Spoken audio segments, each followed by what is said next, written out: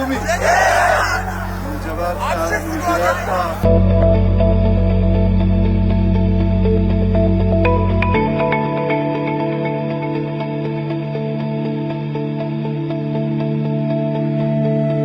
አሁን የምንገኘው በምስራቅ ሐረርጌ ቁንዱዶ በሚባለው ተራራ ላይ ነው።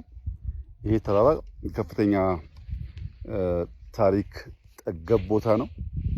በዚህ ቦታ ላይ አዋቂዎች፣ የሀገር ሽማግሌዎች እንደሚናገሩት የአህመድ ግራኝና ድንግል በ15ኛው ክፍለ ዘመን የነበረው ግጭት እዚህ አካባቢ ላይ ሸሽቶ የመጣው ጦር ሙሉ በሙሉ ከመደምሰስና ታሪኩ ከመጥፋቱ በፊት ውስን ፈረሶች እዚህ ተራራ ላይ እንዲወጡ አድርገው ነበር ይባላል። የዚያ ምክንያት እኛ በውጊያው ብንወድቅ ብንቀር ታሪካችን ጠፍቶ አይቅር ከሚል መነሾ እንደሆነ የዚህ አካባቢ ሀገር ሽማግሌዎች እና አዋቂዎች ገልጸውልናል። በዚያ ጊዜ የተዋቸው ፈረሶች ሲሞቱ፣ ሲጎሉ፣ ሲጨምሩ ቆይተው ዛሬ ወደ 48 ገደማ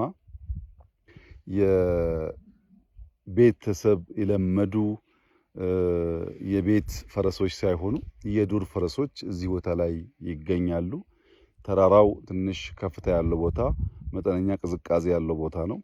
የፈረሶቹን ቅርጽ ያየን እንደሆነ በተለምዶ ከምናውቃቸው ፈረሶች በተለየ ሁኔታ አንገታቸው ረዘም ያለ ነው እና እነዚህን የዱር ፈረሶች እና በዚህ ተራራ ያለውን ሃይኪንግ ሰዎች እየመጡ እንደሚያዩ ሰምተናል። ከዚያም በተጨማሪ ልክ እንደ ባሌ ሁሉ 3-4 ቦታ በጣም ረዣዥም ኬቮች እዚህም አካባቢ አሉ። እንደገለጹልኝ ከሆነ በርዝመታቸው ባሌ ካለው የሚበልጥ ነው የሚል ሰምቻለሁ። በአይኔ አላየውም። እነዚያን ኬቮች፣ የሃይኪንግ ቦታዎች፣ እነዚህን የዱር ፈረሶች እንደምታዩት ይሄ ተራራ ቁንዱዶ ብቻ ሳይሆን አንዳንዶች ደብሊው ማውንቴን ይሉታል በቅርጹ የተነሳ ተራራው በራሱ በጣም ከፍተኛ ውበት ያለው ለእይታ የሚማርክ ቦታ ነው የምናየው። ፈረሶቹም ያየን እንደሆነ ትናንሾችም ስላሉ ትውልድ የሚቀጥል ይመስላል። እዚያ ማዶ የምናያቸው የተወሰኑ ፈረሶች አሉ፣ እዚህ ጋርም እንደዚሁ አሉ። እነዚህ ፈረሶች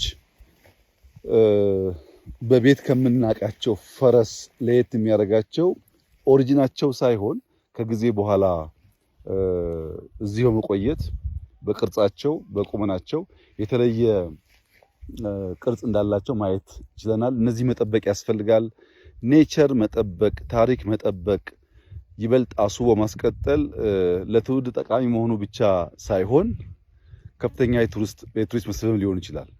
እንግዲህ አስቡት የዛሬ 500 ዓመት ከባቢ የነበረ ግጭት ውስጥ እንደ ቅሪት የቀሩ ፈረሶች ዛሬ እነሱን ተንተርሶ ታሪክ እንዲወሳ ያኔ በውጊያ የተሳተፉ ሰዎች እንዳይዘነጉ ማድረግ መቻላቸው በቀላል የሚታይ ጉዳይ አይደለም። ታሪክ ባስቀመጥነው ልክ ባስቀመጥነው ቦታ እንዳለ ሳይሸረሸር የማይቀመጥ ቢሆንም ብርቱ ትውልድ፣ አዋቂ ትውልድ፣ አስተዋይ ትውልድ ሲኖር ግን በዚህ መንገድ ከልጅ ልጅ የተሸጋገረ ሊቀጥል ይችላል እና ከዚህ ቀደም በተለያየ መንገድ ሰምተን ሊሆን ይችላል።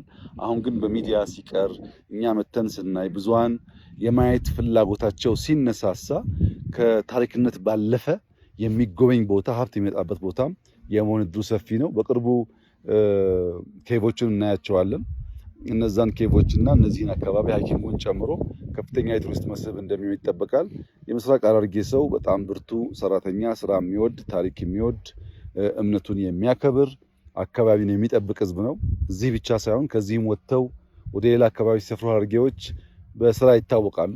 በርትተው ሰርተው ኑሯቸውን ያሻሽላሉ።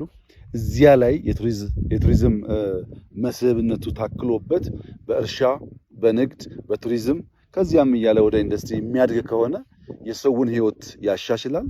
የከባቢውን መልክዓ ምድር አሁን ካለበት በላይ ሰዎች የተበራከቱ ሲሄዱ ዛፍ እየተከል ለማስዋብ ይመቻል እና እዚህ ቦታ ላይ ያየነው ጉዳይ ኢትዮጵያ ተዝቆ የማያልቅ ታሪክ፣ ተነግሮ የማያልቅ ታሪክ፣ ታይቶ የማይጠገቡ ስፍራዎች ያላት ሀገር መሆኗን ያመለክታል።